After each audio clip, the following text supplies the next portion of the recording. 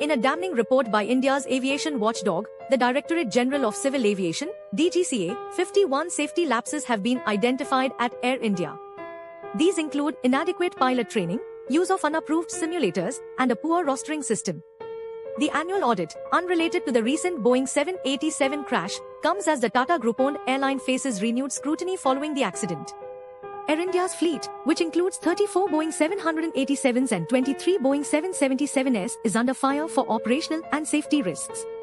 The report flags recurrent training gaps for some unspecified Boeing pilots, lack of proper route assessments for certain airports, and the use of simulators that do not meet qualification standards.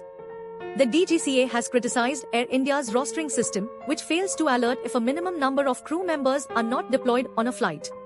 4 international flights have reportedly flown with insufficient cabin crew. The report also highlights pilot confusion in the cockpit and exceeding flight duty periods. An AI 787 Milan New Delhi flight last month exceeded its duty limit by 2 hours and 18 minutes, a significant breach that needs immediate attention. Air India has responded to the audit, stating it will submit a response within the stipulated time frame, along with details of corrective actions.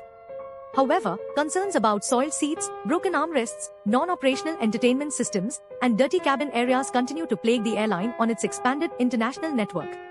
Senior executives at Air India, including the Director of Flight Operations and the Director of Training, have received notices for 29 systemic lapses, with repeated warnings being ignored.